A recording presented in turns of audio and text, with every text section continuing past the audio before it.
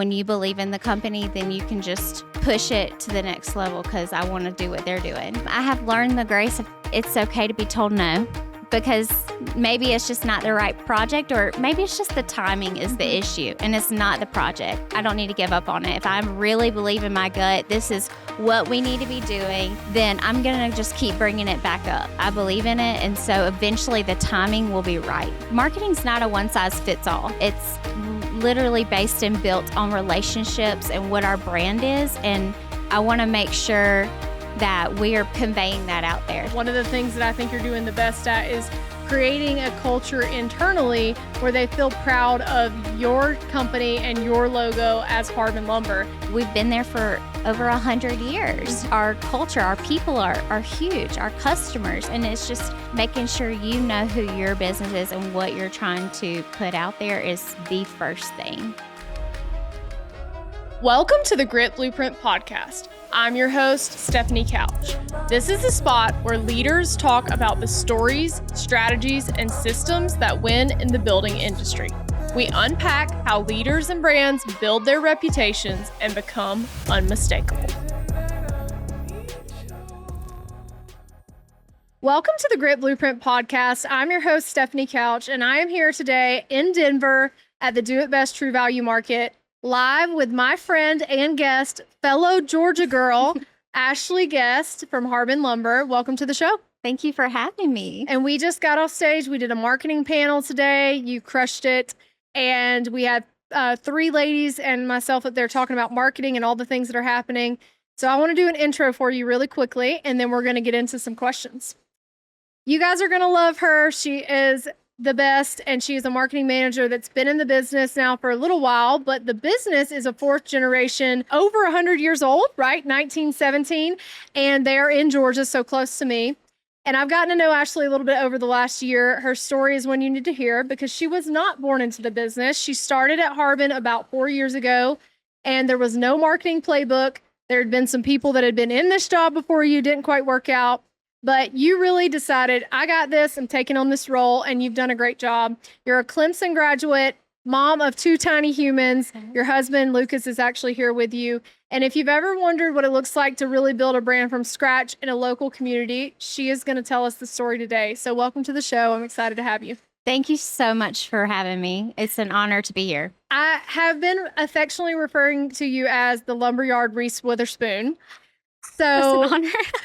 You really remind me of her, and your energy is so amazing, and you're so fun. We met in October when Do It Best had a millwork tour of y'all's location in Georgia, and I was there.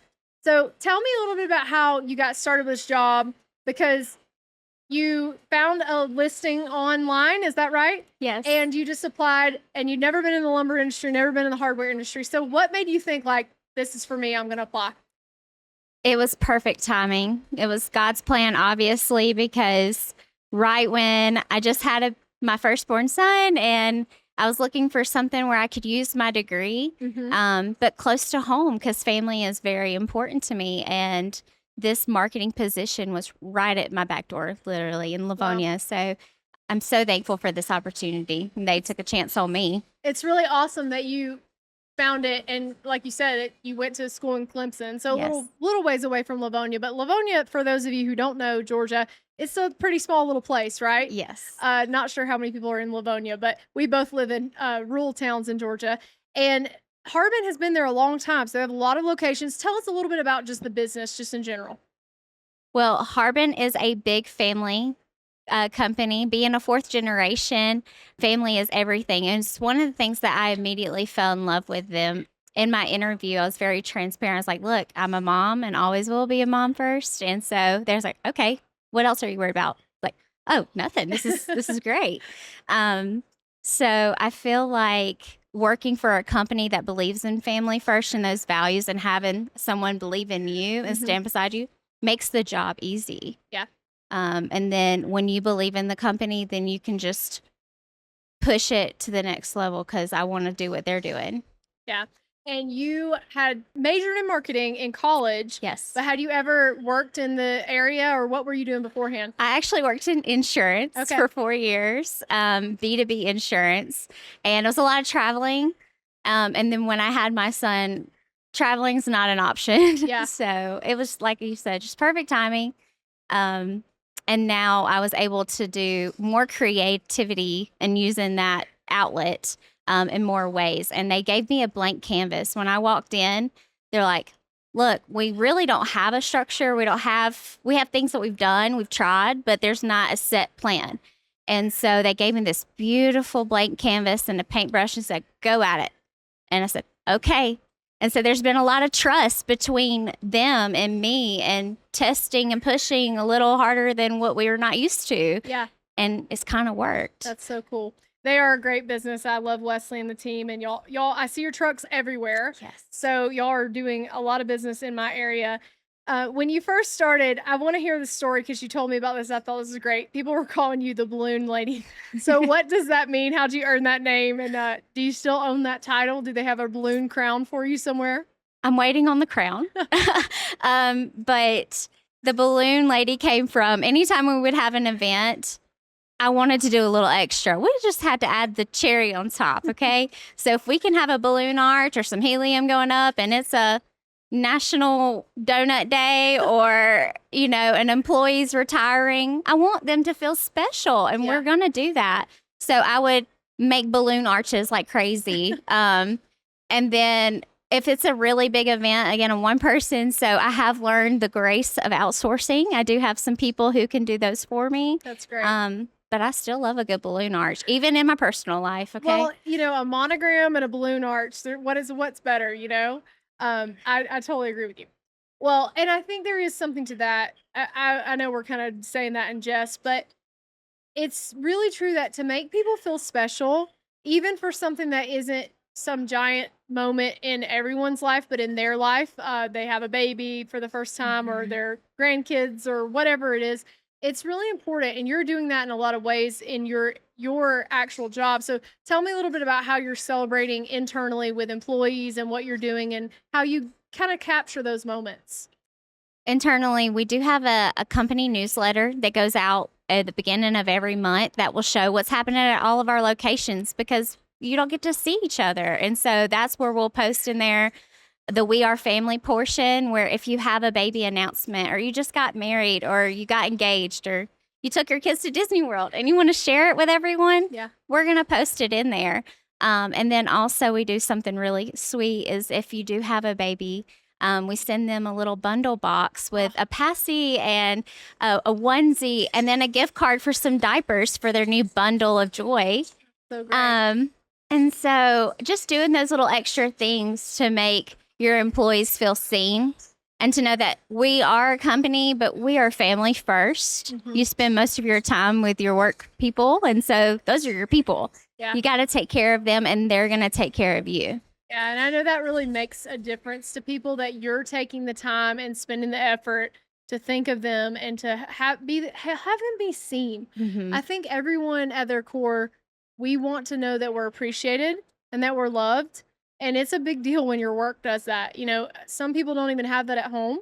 And to come to work and feel that, it's pretty special. So I'm sure your people would say that they feel it and they recognize it. One thing that is just a little off, but people make fun of it some, but it's also trendy, is that we celebrate any national holiday, okay? Like, we've had National Watermelon Day, and customers will walk into our branch and I'm cutting a watermelon in the front. I'm like, you want a slice? Or we'll have National Donut Day, and I'm going to have donuts at every location, because who doesn't love a good Krispy Kreme donut? Oh, God, Krispy Kreme are my favorite. We could probably do a whole podcast on which donuts are our favorite, but I could do a Krispy Kreme chocolate covered donut right now. So if anyone here has one, let me know. Well, what do your customers say about that? Because when a contractor walks in, and I'm sure that's in the summer with National Watermelon Day, right? In August. So it's 100 degrees in Georgia. Humidity is at 100%. And they walk in and you're standing there with a smile and a cold piece of watermelon. Like, they got to like that, right? They love it. I know. They love it. And they're like, can I have more? Absolutely. Take the whole watermelon. Take it. That's amazing. You're very creative. So one thing that I want to ask you about is, why and how do you have this drive to come up with things that maybe people might push back on or they haven't tried? And what drives you to do that? I have learned the grace of it's okay to be told no. It's okay, because maybe it's just not the right project, or maybe it's just the timing is the issue and it's not the project. And so I've learned the grace of that.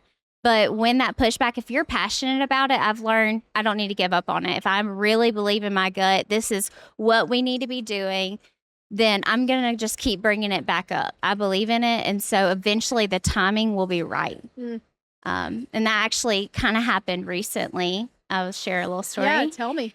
We had back in October celebrated, Harbin did a big breast cancer support t-shirt, awareness t-shirt. And all of our locations wore this shirt on the same day. And we were able to dedicate our shirts to certain people. And it's just a really impactful moment. And it's amazing. It was incredible. We as Harbin are big supporters in the foundation and charities. And that was not the problem at all. It was just timing. It wasn't the right time. So for over a year, I have been pushing, hey, I think we need to do this. You know, we take pride in our logo and the colors, our brand scheme. We don't really vary from that often. So that was kind of a scary moment. Yeah. But then when we realized, okay, I think it's time. We had so many employees with family members impacted by this within the last year. Yeah. That they were able to connect with each other and with our community. And then I made a reel about it, and it just went crazy because we're a lumber company with a bunch of guys mainly wearing our pink shirt, you know, logoed shirt, and we're doing it for a reason. Yeah. So that was just, the timing was everything. I love that you don't take no for an answer, but no just means not yet to you. And I think that the best people I know find a way, like you said, it might not be the right time or the right exact thing, but you're going to keep going for what you're passionate about.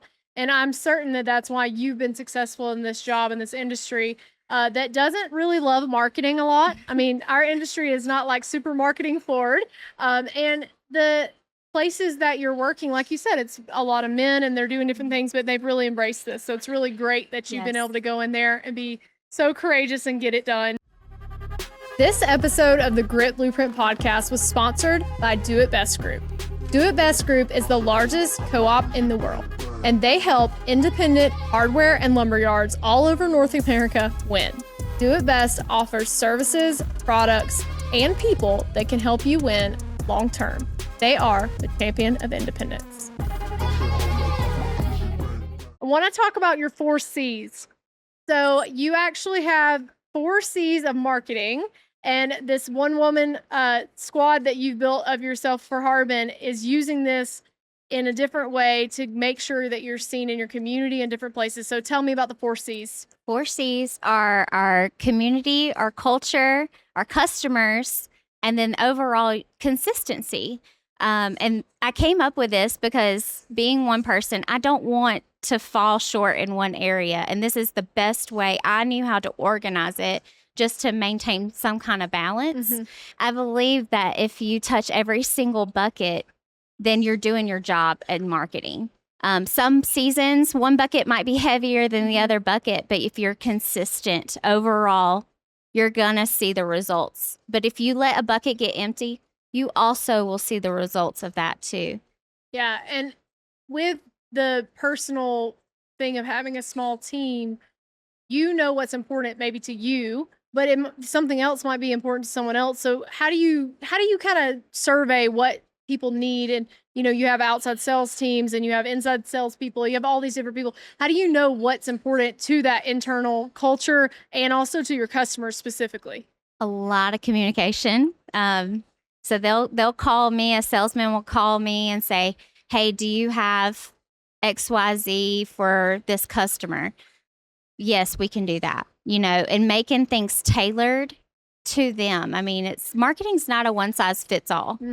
It's literally based and built on relationships and what our brand is. And I want to make sure that we are conveying that out there. So if a salesman wants me to go take drone shots for somebody, I'll go do that. They want me to go over there and take them lunch for somebody, I'll go do that. Everyone's different. And so it's just a lot of communicating because I am one person. So they have to keep me in the loop in order for results to push out too. Yeah. And you've got a lot going on. But one of the things that I think you're doing the best at is creating a culture internally where they feel proud of your company and your logo as Harbin Lumber. So tell me a little bit about the swag store. I saw this in person when I went to Lavonia last year. A closet full of swag, super organized, which I also loved.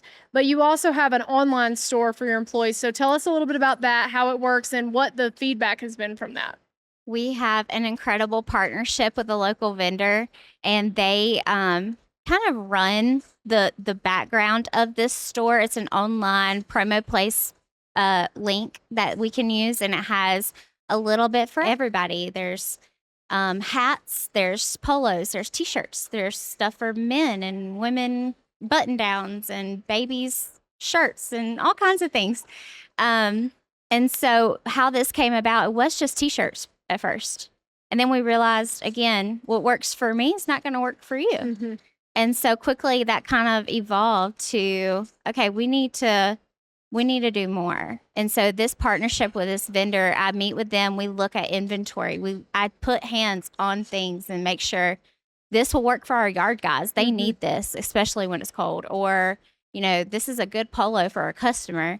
And we're actually putting hands on making sure it's going to look right with our logo, staying on our color brand. Yeah. And so this apparel store is open year round. You can go on the link anytime and order something. But for our employees, as an incentive, instead of saying, this is your uniform, you have to wear this, we give them $100 credit twice a year for their spring, summer apparel and then their fall, winter apparel, and say, hey guys, we're ordering in the month of February. Get those orders in if you want it in the bulk season. Yeah. And then they'll go in, place their orders, and it's done. It's kind of pain-free for us. Yeah, and you are handling just the part of setting it up, like what you want to put on the store, and then this local vendor is handling everything else. Their production. Yeah, and I know Do It Best has some programs through Smart Source that they do the same thing for members, but I think this is really important because it is a lot of work to set up a store like this. Yes. And to source all this different stuff. Even setting up what you want on there is work for sure. But once you get it on there, it's good. You don't have to worry about, does this person want a large, or is that medium going to fit, or you let somebody else do that, and then they just get the apparel. And the credit for employees, I think, is genius, because that way they aren't coming in with a really terrible looking hat that's 7 years old because, they didn't ask for a new one. They have the opportunity to choose and upgrade what they love and be able to wear it with pride. So you've got kids wearing it at schools. Yes. You've got, tell me a story about the principal. So one of our managers, his wife is a principal at a local elementary school, and she was walking down the hall, and this student had on a Harbin hoodie, and she goes, hold up.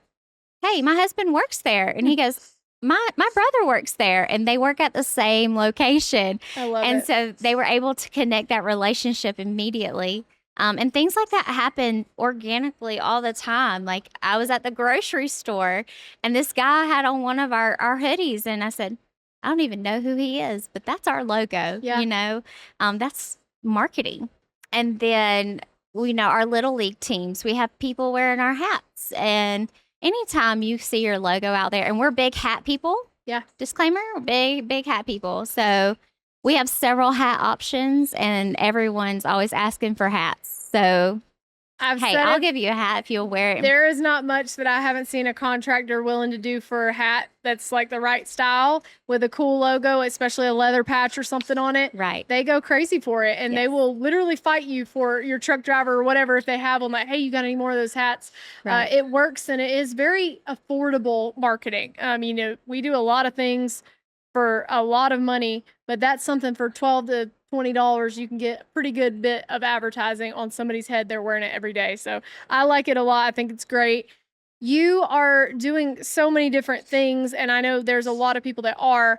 How do you decide what to do when you're maybe a 1-person or 2-person marketing team? Because there are so many options, a million platforms on social media, and all the things you could do. How do you know where to spend your time and your money?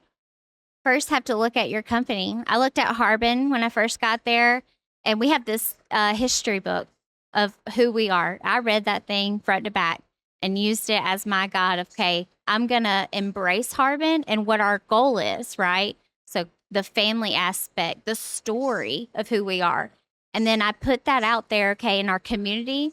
We've been there for over 100 years. You know, our community is big. Our culture, our people are huge, our customers, and it's just hitting those buckets that I talked about earlier.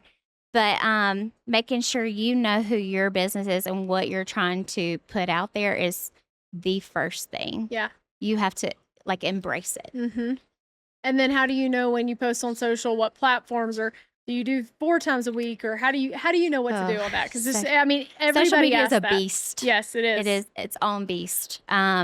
So we currently we do Facebook and Instagram. Okay. It's 2 different target demographics I've found in our platform. And so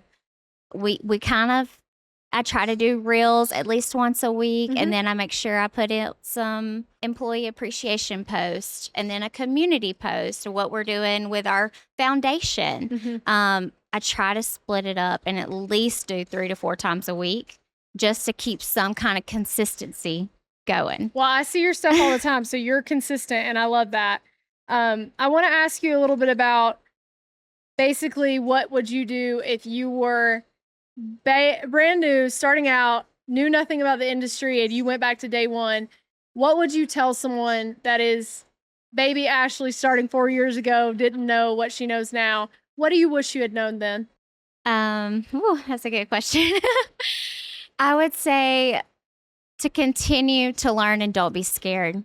It's okay to be told no, like I said earlier, but my favorite quote is, if you're unwilling to learn, no one can help you. But if you're determined to learn, no one can stop you. So just be unstoppable, be a force, and then let people realize you have good ideas and you're passionate about it and you're going to push through and show them that it's good. Yeah. I love that quote. I'm going to keep that one close to my mind because I think that's a great one. And you say it so well. All right. Are you ready for the rapid fire lightning round? Yes. Okay. What is the worst marketing advice you've ever gotten? Don't do it. I agree. What's something that you're weirdly competitive about? Board games. Ooh, what's your favorite board game? Trains. I've never Have you ever played? that one. No. You might not want to play with me, but well, I'm really competitive too, so we might ruin our friendship if we play this game together. Okay, I'm gonna check that out. Okay. One tool or app that you couldn't do your job without? Canva. Canva. It is a godsend. Cool story with Canva. Do you know that girl got told no, like something like 200 investors or something before she built Canva? They said, not a problem. The market already has Adobe. They don't need to solve this. Several $1 billion later. Yeah. So being told no sometimes, like you said, just keep going. All right. This is one of my favorite questions. If you were an animal, what would you be? Oh, man. You know, I've thought long and hard. I feel like I've been asked this before. I've thought about this. A golden retriever. Oh, I agree. And, you know, I love golden retrievers. So that makes a lot of sense of what you would be. They're loyal. They're kind. I don't know. Everybody loves a golden retriever. Dogs. So yes. I agree. And I think a golden retriever, like, who doesn't love a golden retriever? It's America's dog. Yeah, it's a good answer. All right, fill in the blank. Grit is blank to you. Grit's never given up. Love it. All right, last question. What's next for Ashley Guest? Oh, I have no earthly idea. I'm planning on retiring at Harbin, being there forever and ever. And seeing my kids, my boys grow up and just continue. I don't want to stop here. I want this department to just grow and grow with the company. Yeah. Well, you're doing great things, and Harbin is doing amazing things in the market because I see it happening literally in my backyard. So, well, thank you so much for coming on the Grit Blueprint podcast. Thank you for being on the marketing panel today. You crushed it. And I look forward to seeing you on the next episode. Thank you for having me. Yes. Thank you for listening to the Grit Blueprint podcast. If this episode helped you think a little differently about how to show up, share it with someone in your building world who needs it.